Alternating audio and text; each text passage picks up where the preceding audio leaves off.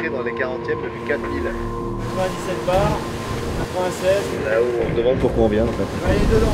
Le bateau il accélère fort régulièrement au-dessus de 42 dans les descentes de vagues. Le 40e rugissant, c'est un peu anxiogène. Dans l'esprit des gens, c'est quand on va dans les 40e rugissants, c'est qu'on va dans l'enfer. En fond de mer, on plante beaucoup, donc c'est assez brutal. De l'Atlantique Sud au Cap Horn, il n'y a rien qui arrête la houle. Et le mouvement des vagues et le mouvement des dépressions. Et donc on a une espèce de cycle permanent de vent fort, de vagues énormes, de systèmes hostiles.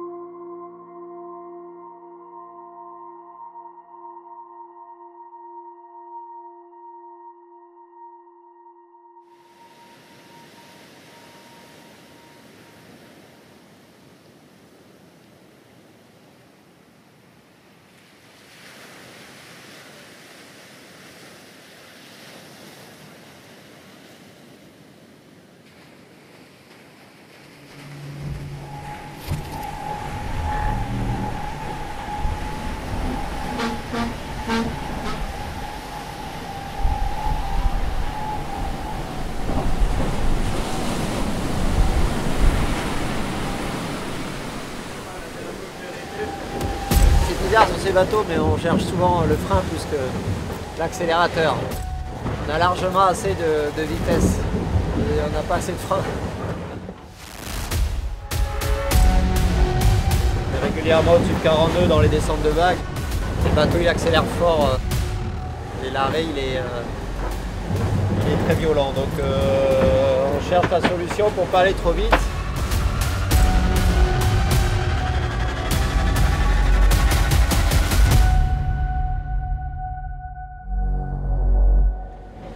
Écart un peu musclé du sud, enfin l'entrée dans le sud on va dire. On trouve des nouveaux trucs pour aller toujours plus vite et en sécurité.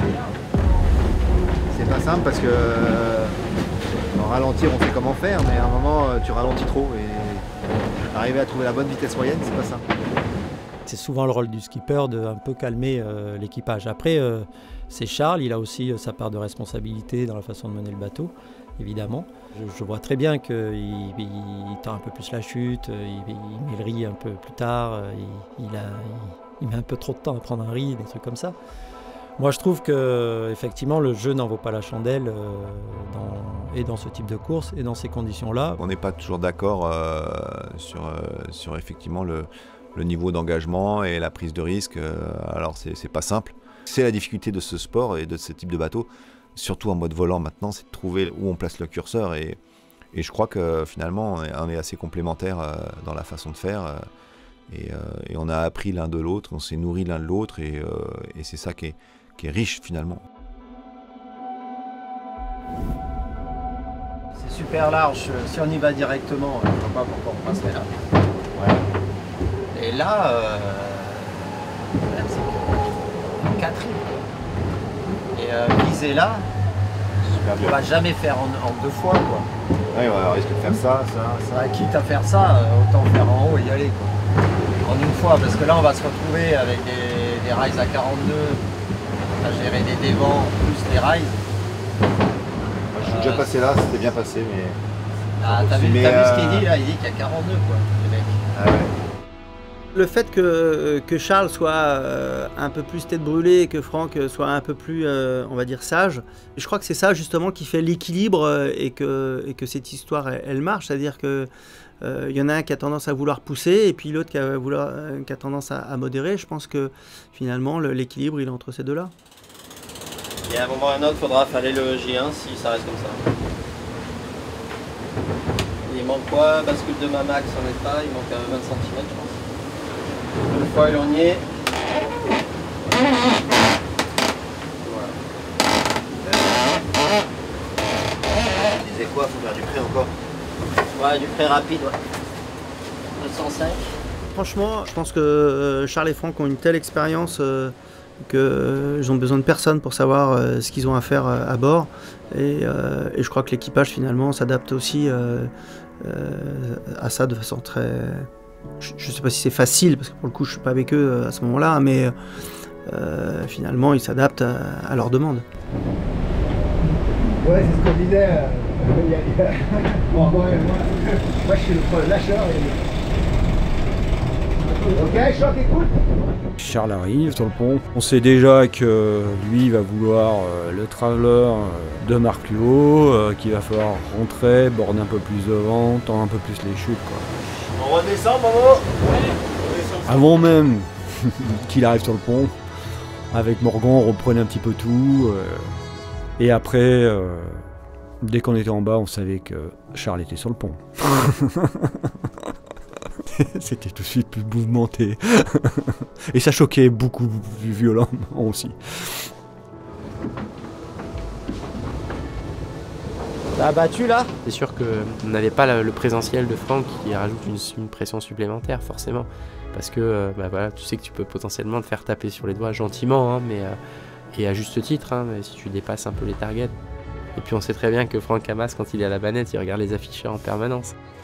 Tu sais que Franck, c'est quelqu'un qui est très exigeant avec lui-même et il est exigeant aussi avec les autres, surtout sur ces aspects-là, hein, parce qu'il sait très bien les conséquences que ça peut avoir, donc c'est légitime. Et c'est ce qui pousse aussi à être encore meilleur. Hein. Charles, il te défie de faire mieux que lui le quart d'avant, donc forcément tu pousses un peu plus de bouchons. C'est pas simple pour les marins du bord parce que d'habitude il y a un skipper, là on est supposé être 2 skippers, que c'est sûr que quand on n'est pas d'accord, pour eux ils savent plus trop où ils habitent, mais c'est devenu un jeu finalement. Forcément on a une façon différente de naviguer.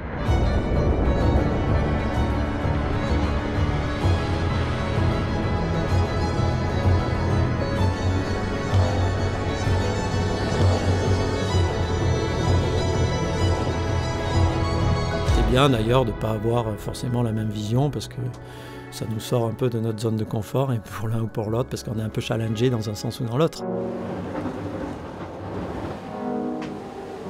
Chacun a une pochette avec son numéro. Je suis numéro 1, c'était juste pour emmerder Franck.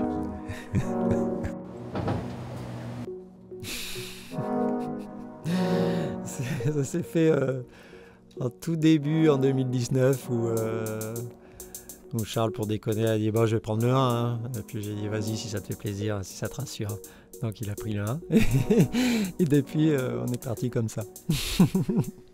Donc j'espère que ça lui fait plaisir quand même. Ben en fait, c'est comme Franck s'occupe pas beaucoup de cette partie-là parce que ça l'intéresse pas. C'est moi qui m'en suis occupé et très rapidement, j'ai préparé, j'ai mis les numéros et je me suis mis le numéro sur mes cirés, j'ai mis le numéro 1 et il a pas eu le choix. Je pense que ça l'a fait tiquer un peu. Mais il a dit qu'il s'en foutait, mais si ça pouvait me faire plaisir, mais je sentis quelque part une frustration. Il n'a pas l'habitude. Les petits déj, on va essayer de faire céréales, ça vous va, donner des bonnes céréales avec du lait en poudre. Et après, sur les plats... Donc lyophilisé... Moi j'étais parti pour faire 50-50. D'habitude, sur un bateau normal, on fait un plat et puis t'as pas le choix. Là, on a individualisé pour que chacun ait ce qu'il aime. Donc on a de la nourriture qui correspond à nos goûts particuliers. C'est le petit-déj, c'est particulier pour tout le monde. C'est les encas aussi, c'est particulier, avec une limite de poids.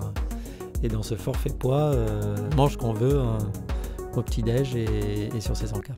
J'imagine que sur un tour du monde, sur des longues navigations, c'est aussi des moments de plaisir, la nourriture. Et heureusement, non ?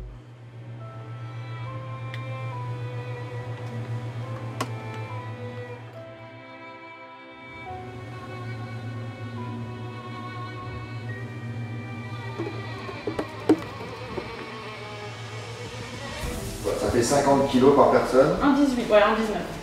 En tout, on a mis 44 jours de nourriture, avec les 2 derniers avec que du lyophilisé, le moins de poids possible.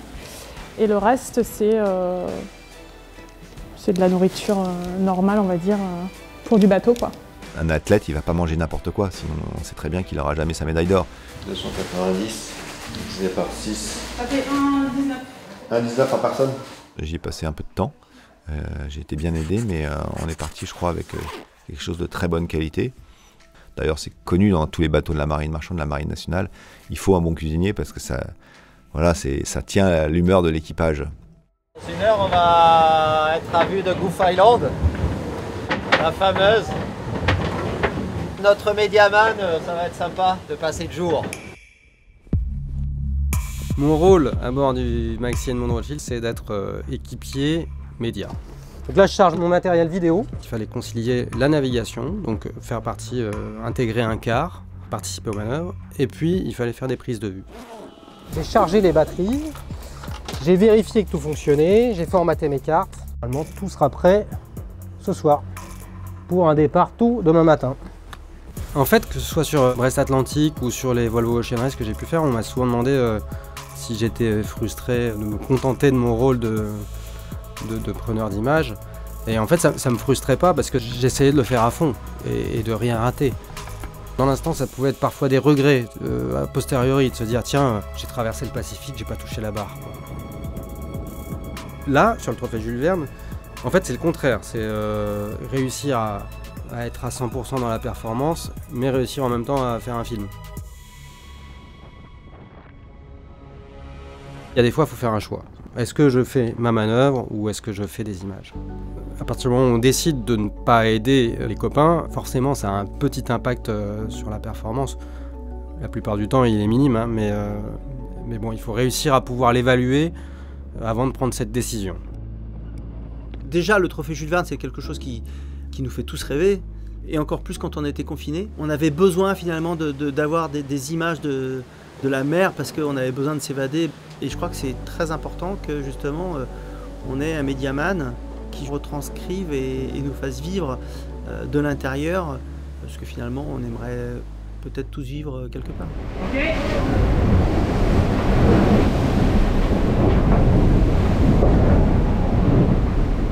Sur les ultimes, de toute façon, ce ne sont pas des bateaux, on n'y sera jamais, nous, pour partager. Donc la seule chose qu'on peut faire, c'est de profiter de ce qui se fait à bord, en espérant que ce soit le plus sincère possible, le plus près de la réalité possible. J'ai un objectif qui est de pouvoir retranscrire exactement ce qui se passe à bord du bateau. Alors exactement non, on pourra jamais tout raconter, mais essayer de coller au plus proche de la réalité, de ce qu'on vit à bord, de l'ambiance qu'il y a à bord, de la relation entre les équipiers.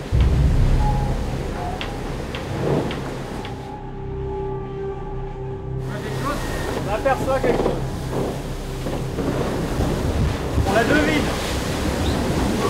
C'est sympa en fait de voir la Terre quand on part comme ça pendant 40 jours autour du monde. On en voit des terres, hein, mais enfin c'est assez rare. Donc c'est un événement finalement. On était passé à côté de cette île-là pendant Brest Atlantique, il faisait nuit, on n'a pas pu faire d'images. Et là on voit ça se présente en plein milieu de la journée, on est censé passer à moins de 10 000. Et je suis prêt avec le drone prêt à décoller, etc. Et puis en fait on s'approche du truc et on s'aperçoit qu'on la voit pas, quoi. C'est une île qui est quand même assez haute, hein, de mémoire, elle doit faire un peu moins de 1000 mètres.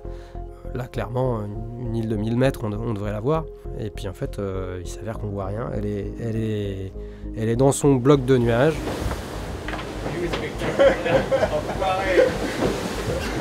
Faut bien regarder. Tu la vois Morgan? Avoue que c'est extraordinaire quoi. Je suis vert. Parce que je voulais absolument la voir, elle est super belle et je suis resté hors quart pour la voir et on voit rien. Enfin presque rien, on voit ça. Un nuage qui s'est posé dessus, donc on est privé du spectacle.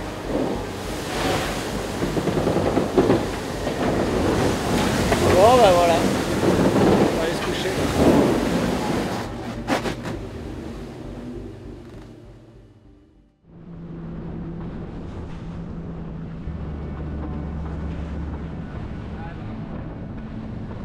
Il y a eu des moments d'extase complet sur cette tentative.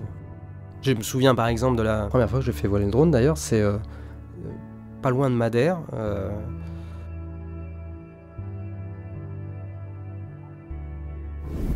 Il se trouve que je venais de faire un quart de barre dans des très belles conditions et juste après un vol de drone.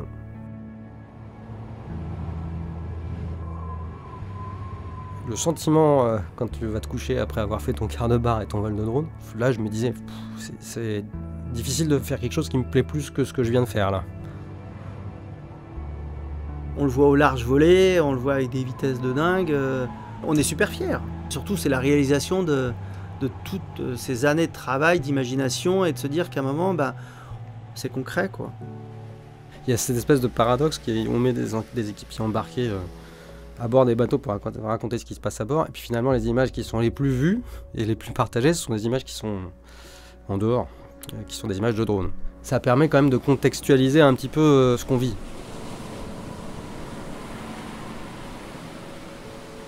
Les conditions sont souvent écrasées par les vagues, la hauteur des vagues, tout ça quand on est à bord et qu'on filme dehors, parce qu'il n'y a pas tellement de référentiel dehors.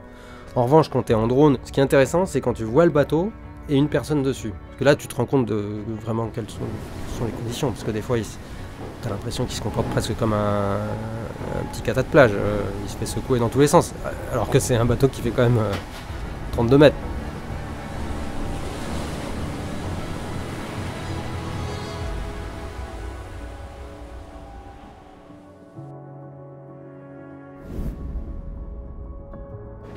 Bravo les gars, alors le temps de Ouessant, Bonne-Espérance. Bonjour, 9h53 minutes.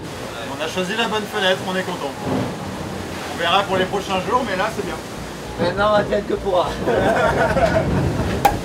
Il y a quand même un truc qui est super intéressant quand tu fais partie des cars, c'est que tu les ressens en fait. Si l'équipage est content, pas content, frustré, heureux, euphorique, tu le ressens. Toi-même, tu es content, pas content, heureux, euphorique. Et donc, tu as encore plus de facilité à le raconter finalement. C'est un bon premier temps parce que c'est le record absolu sur ce parcours-là. Même si c'est un record qui compte pas beaucoup, il est important. Pourquoi? Parce qu'il nous permet de franchir ce passage avec presque 2 jours d'avance sur, je crois, le record du trophée Jules Verne détenu par Francis Joyon. Et c'était l'objectif qu'on s'était fixé parce que Francis a fait ensuite des mers du Sud complètement dingues. C'était un premier objectif. Il est réussi, pas trop mal, et le bateau est en parfait état, donc ça c'est aussi essentiel. Voilà. On est content d'être là à ces vitesses-là, donc maintenant on attaque la partie difficile. Commodore Explorer en 93, 21 jours. Edmond Rothschild l'hiver dernier, 11 jours et quelques heures. C'est du simple au double. Après, sur un delta comme ça, non, c'est la technologie, oui, effectivement. Ouais. C'est pas la météo, hein. Explorer ne volait pas. Il reste à prouver encore que ces machines volantes sont capables justement de faire ce tour du monde en mode volant. Ça, c'est la vraie incertitude, c'est qu'est-ce qui va se passer quand on arrive à Bonne-Espérance. Je finis mon quart, je vais me coucher, et je me suis dit, le moment le plus difficile, c'était ce qu'on vient de faire, et c'est parti vers l'est, quoi. J'étais de quart avec Morgan, le bateau, ça va pas, quoi. La mèche casse, il perd le contrôle, quoi. Yeah, I feel like a monster, and I'm just here to haunt you. I've become your nightmare, slipping in your dreams. I'm the definition of the worst kind of me, yeah.